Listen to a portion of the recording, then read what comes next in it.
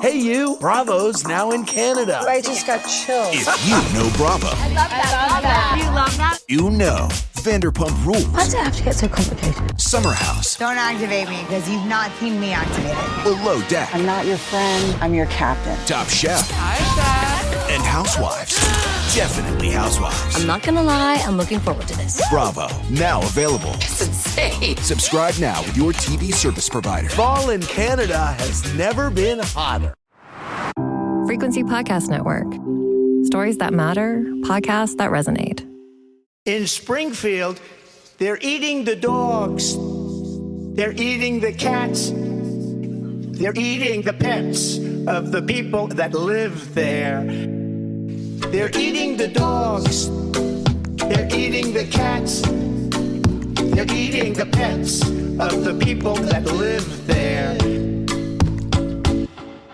Okay. So here's the thing I just can't wrap my mind around. American democracy is in danger of collapse. Racist lies have endangered the people of a small town as well as immigrants across the United States. Women are dying in hospitals from a lack of reproductive care. A presidential candidate with a good chance to win has promised to jail his political opponents and become, his own words, a dictator on day one. And at the same time, the cat memes have never been better. We're effectively run in this country via the Democrats, via our corporate oligarchs, by a bunch of childless cat ladies. By a bunch of childless cat ladies. We're effectively run in this country by a bunch of childless cat ladies. Today's episode is an attempt to grapple with existential threats as well as existential coping mechanisms. To examine why exactly cats have taken over the 2024 U.S. presidential election. Yeah, it's ridiculous. It's also deadly serious. It speaks to the place that cats hold in our popular culture and cat memes and what that means. And it offers insights into just how campaigns are fought these days, even when the stakes are highest. But also, I don't know. How did we end up here? You tell me.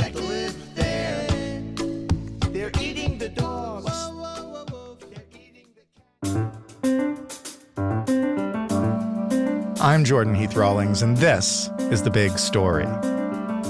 Igor Bobic is a senior HuffPost reporter who covers Congress, the White House, and political campaigns, and, now, cat memes. Hello, Igor. Thanks for having me. Why don't you start? And I know everybody's seen this, but just explain what Donald Trump said about cats at the widely watched presidential debate last week. And not just cats, dogs and other pets. Yeah, that's right. I mean, it took a lot of people by surprise, including Vice President Kamala Harris, who could hardly seem to believe that he was delving into this. But, he brought up this ugly rumor and smear of Haitian immigrants in Ohio, that they were eating people's pets. He said that they were eating dogs and eating cats. It's this online rumor that's been going on now for several weeks that actually started as, some of these things often start on Facebook, on a Facebook group. And, it wasn't even a firsthand type of thing. It was somebody had heard from somebody's daughter, from somebody's neighbor, that there was a cat who was dead and was hanging off a tree and, was in front of a Haitian migrant's house.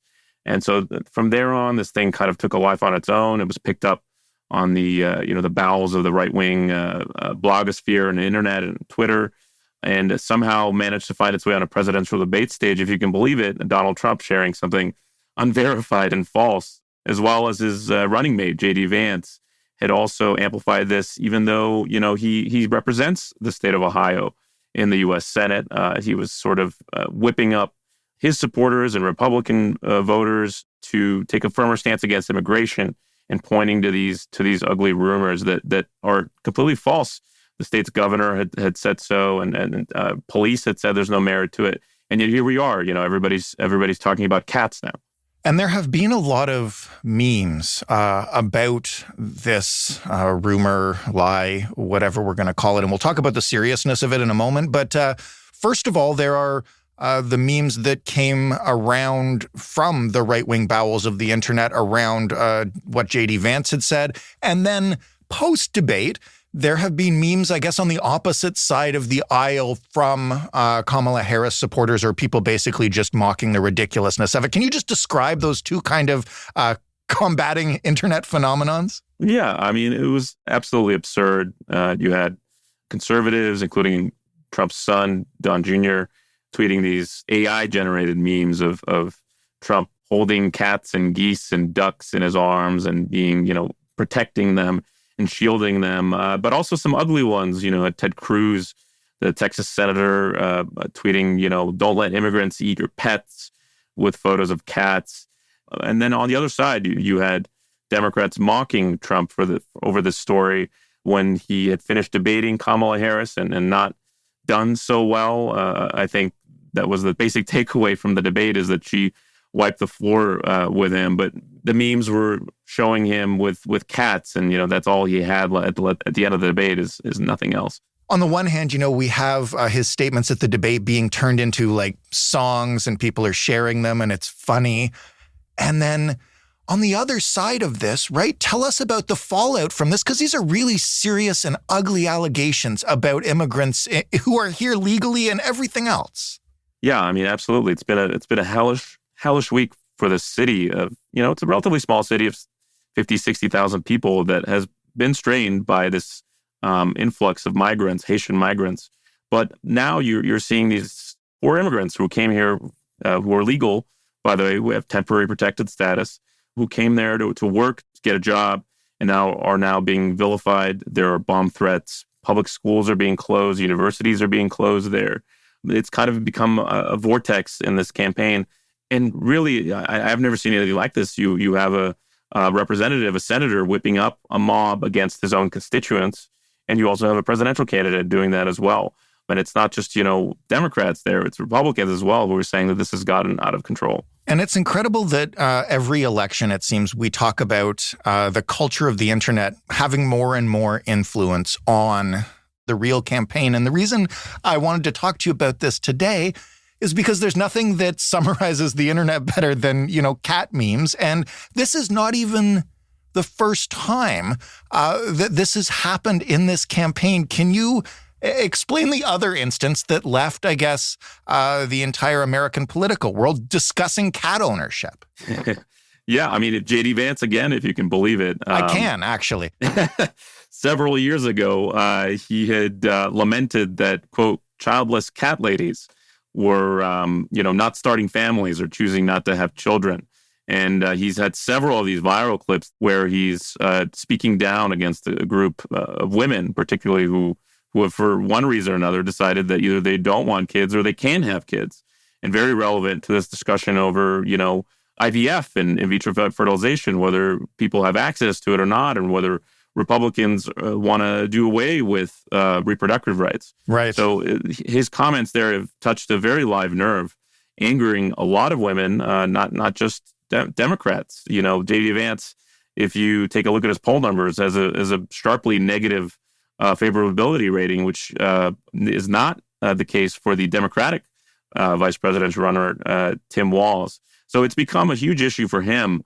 And him saying these kinds of things out there has really harmed his campaign. Some, Trump supporters have even questioned whether Trump made the right decision to pick J.D. Vance as his running mate, given that all this was already out there. I don't know if Trump's agreeing with that, given that he's echoing Vance and all his kooky comments. But it's a really ugly moment in the race. And as you pointed out, there are these moments that seem to go viral every presidential cycle.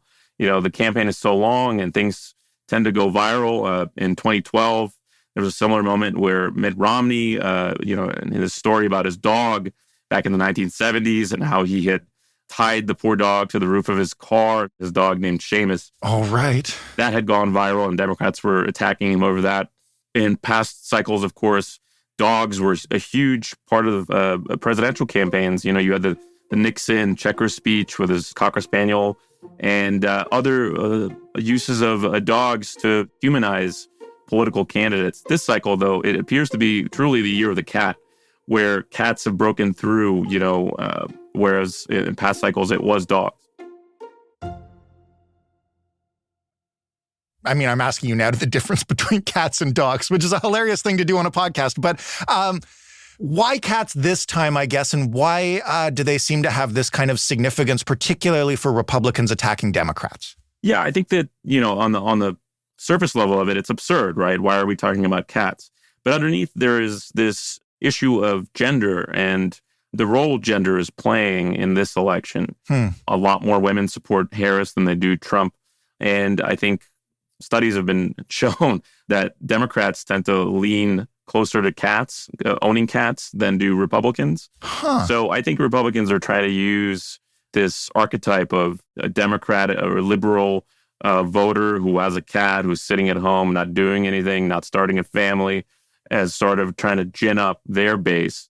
I know the polls can kind of go back and forth and all over the place, but are there any indications that those smears have been working, whether it is the anti-migrant smears or even just the childless cat lady stereotypes they're pushing? Yeah, unfortunately, it's a great question. Unfortunately, I don't think the Trump campaign cares about whether it's working at all. What they want to do is get this issue of immigration and, frankly, people of color who they don't think should be here into the national discussion. So whether they make up fake stories or not, and as J.D. Vance, I believe yesterday, acknowledged, he said, it doesn't matter if we create stories. He said this on CNN. He said, it doesn't matter if we create stories as long as the media is talking about it, right? So as long as that the immigration issue is a live one where Republicans have the advantage, they're happy to take this to the bank and have this discussion. It's not always been Republicans discussing cats, though. Can you, I know Joe Biden is no longer in the race, but he's been involved in this too. Can you explain his, I guess, cat snafu? I don't know what to call it. Well, Joe Biden, who has two dogs who have gotten themselves into trouble in the White House for biting Secret Service officers, also during his debate with Trump that went very poorly for him, had used the image of cats to slam Trump, talking about his many felony charges, saying he had the morals of an alley cat, right? Questioning his ethical behavior. Some cat owners did not take very kindly to this expression. Now, Joe Biden is a very old man, and he often tends to use expressions that most people don't use anymore, right? So I don't think I've ever heard of this expression before. Right. I've interacted with many a nice alley cat. So. It's a great analogy, though. You have to admit, it's really colorful. It is. It brings to mind, what's the Disney movie? I'm the blanking Aristocats. On the name. That's right. A favorite of the daughter in my house.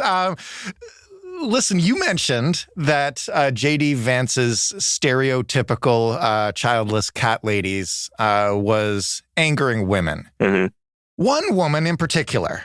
Who's the childless cat lady in chief, and what's her role here in the next couple months?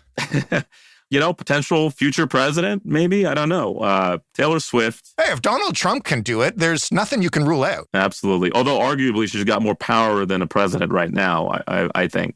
But she had finally weighed in. People were waiting on to see what she was going to do with this election. She had, in prior elections, had spoken up in favor of Democrats. And until the debate last week between Trump and Harris, she had finally weighed in, posting on Instagram a picture of one of her cats, a very cute black and white cat, endorsing Harris, urging people to vote, and signed it, childless cat lady, Taylor Swift. And obviously a huge dig against Trump and Vance. And Trump did not take it very well.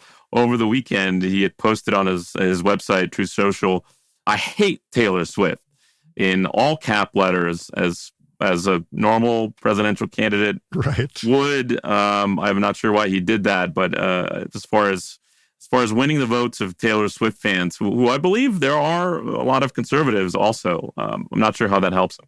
The last aspect of this I want to talk to you about is, we're a Canadian podcast, so we cover the American election every couple of weeks or so, because obviously it's incredibly important for us up here too.